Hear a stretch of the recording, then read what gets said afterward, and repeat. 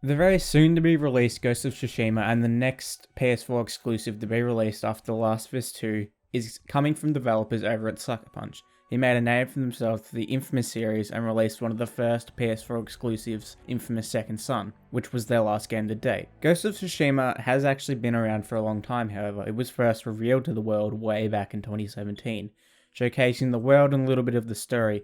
However, until very recently, this game had a lot of mystery around it, especially surrounding how the open world will function, how the game itself will play, as we had only seen some very linear, unexplained gameplay along with a few trailers.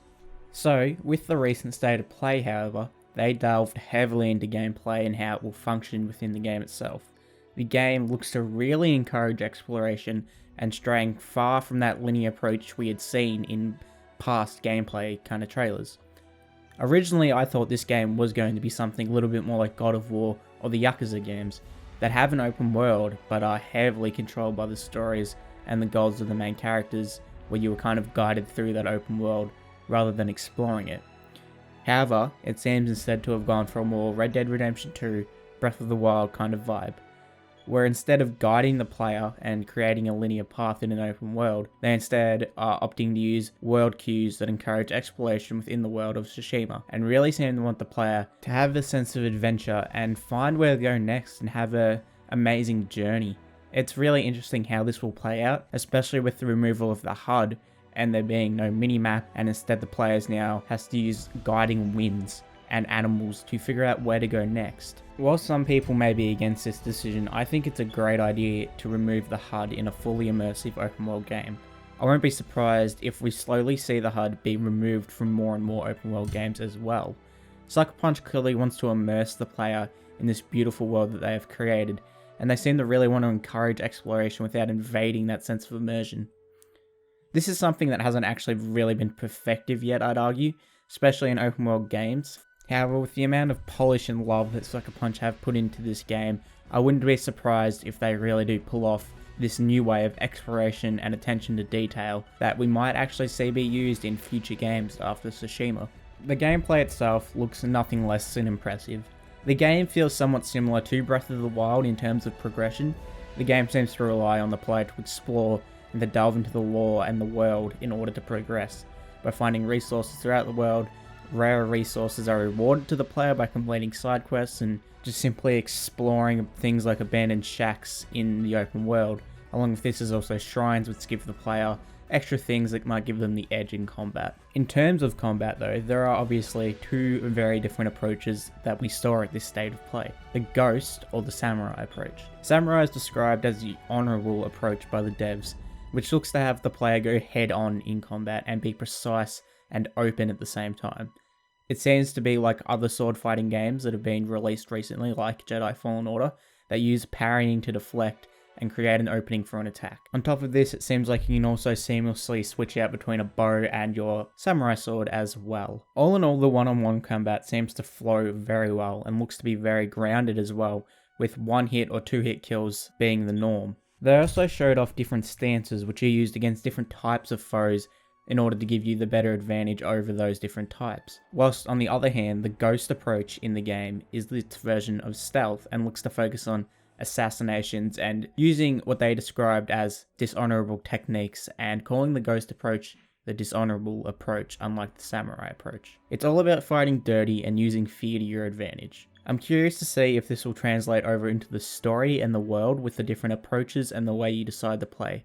Will there be some kind of honor/reputation system, or will it just affect how the world sees you and those around you? In the stories trailer, we did see the main character Jin being heavily discouraged to be the Ghost and fight dishonorably. However, the game really seems to heavily encourage it, as the name of the game is Ghost of Tsushima and not Samurai of Tsushima. On top of this as well, the devs talk about Jin's transformation into the Ghost and how he strays from the samurai path.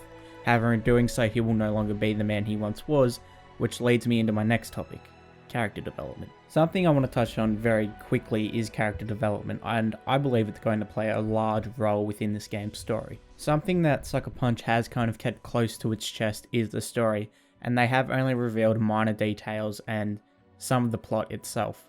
But as I mentioned just before, the game seems to really focus on the main character's transformation into the Ghost, and how he no longer will be the man he once was, destroying that person in the process by doing so. They look to tell a very dark and gritty story, I would argue, and it seems to very much focus on destroying the Mongol forces and how Jin will have to do that through dishonorable means. I think the game will most likely delve into this inner battle that Jin will have through becoming the ghost, along with the characters in the story obviously having an effect on his transformation. Sucker Punch are no strangers to multiple endings though, and a morality system, so I'm curious to see that if we choose to embrace to become the ghost, will it change the outcome of the story, or will it have no effect on it? Is there a scripted middle ground between honor and dishonor that the character meets by the end of the story, or is there a scripted ending where you're kind of forced to embrace that ghost by the end of the game anyway?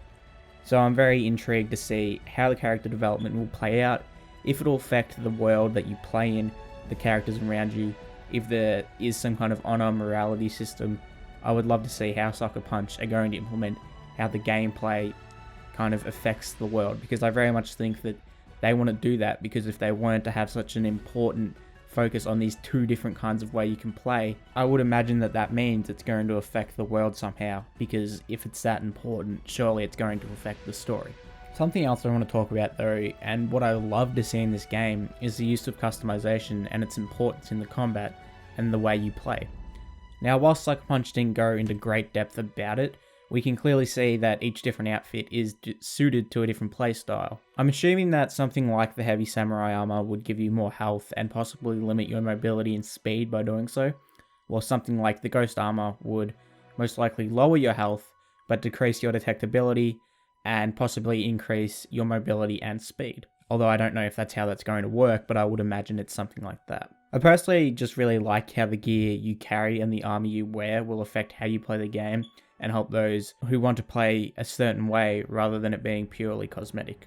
Like I said, I'm not 100% sure on how any of this will work though, but I think it is a great idea, and if executed right, will work amazingly in this game. Something I'm going to talk about a little bit more simpler is the graphics in this game, and this game looks nothing but beautiful.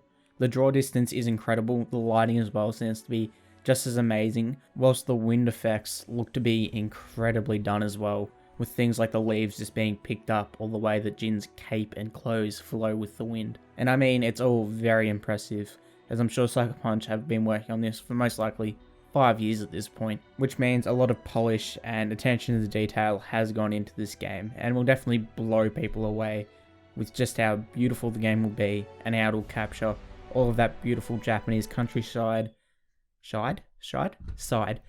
and also show off diverse locations you'll be able to visit on the island of Tsushima. Ghost of Tsushima will give other open world games a run for their money, I think, and challenge games like Red Dead Redemption 2 and The Witcher 3 in terms of exploration, story, and gameplay. This game looks to tell a personal and grounded story about revenge and how it affects and destroys not only that person, but those around them. On top of all of that, the world building is insane, and it's extremely in depth, and is focused on exploration and the player's own personal excitement for adventure, removing as much linearity from the game as possible. On top of all of that, the combat looks really well polished and like a lot of fun, which I think will be extremely challenging and definitely have a learning curve involved, very much like I mentioned before with Jedi Fallen Order.